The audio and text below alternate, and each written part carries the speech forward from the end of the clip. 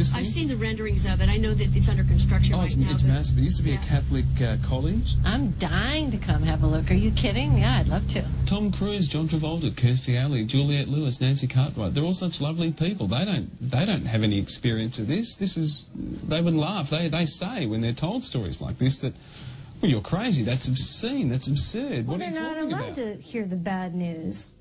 When I was involved in staff, I wasn't allowed to read. I actually wasn't allowed to read any article, any newspaper article, or watch any TV show that was critical of Scientology. Maureen Bolstad is just one of 7 former Scientologists who fronted this press conference in Los Angeles. I couldn't help noticing the one cameraman ignoring all their stunning claims. Then why are you filming people going into the conference? It's okay. Same reason you would be. Well, but I'm not. So there is no reason I would be. What's your reason? Can I ask what your reason is, filming? Well, same thing a journalist would do anyway. Are you recording the faces and identities of people coming into this conference to put their names in a magazine or to report it to someone else back at Scientology? No.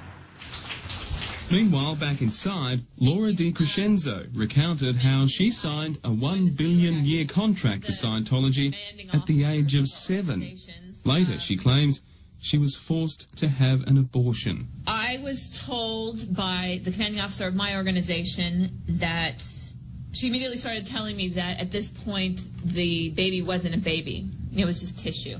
She started pushing how important my job was, how it would be so detrimental to the organization if I were to leave, how neither me or my husband had any money, nor would we when we left if we had children.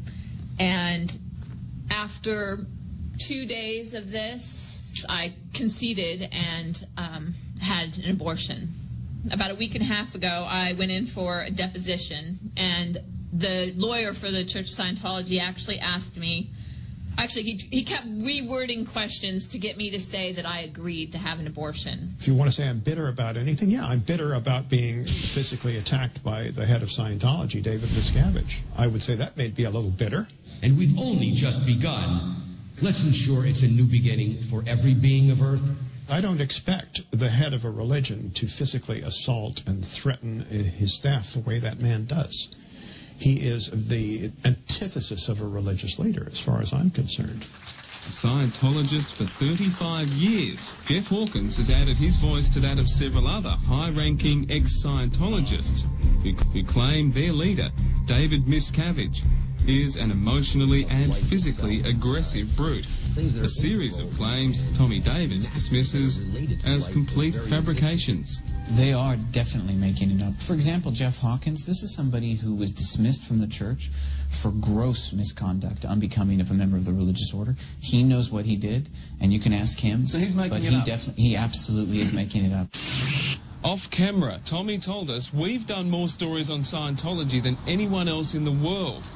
It was never our intention.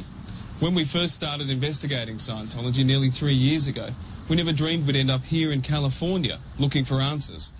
First, one came forward, then a handful, then more, all across the world, making extraordinary claims of serious abuse.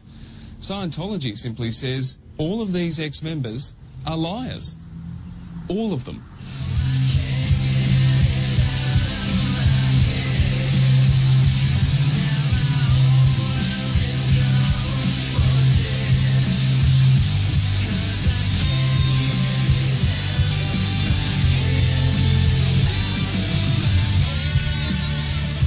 After the press conference, Scientology swung into action.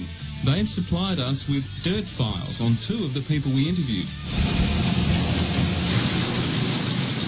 It's a stark contrast to the bright, white, clean manufacturing plant just opened in LA to produce millions of books and CDs to send as far away as London, Perth, Melbourne and Sydney.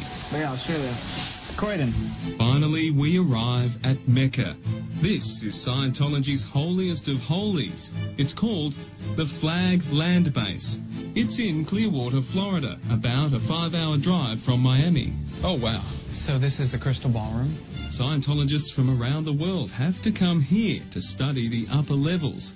We weren't allowed to film in the courses room, where some were making action figures out of plasticine, while others were doing practice counselling sessions staring at stuffed clowns and animals to simulate a real person opposite. And thought actually has weight or mass to it. And so when somebody thinks of something that has potentially some significance or Thought has a weight or a mass to it. Yeah. That's a theory, though, isn't it?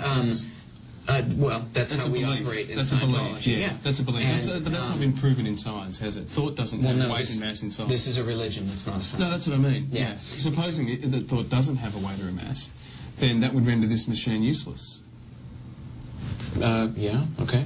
What's the point? This is just one of the 54 properties Scientology owns in Clearwater, a new $80 million facility built from the ground up. It will draw Scientologists the world over to study here while they stay at the 5-star Scientology hotel next door.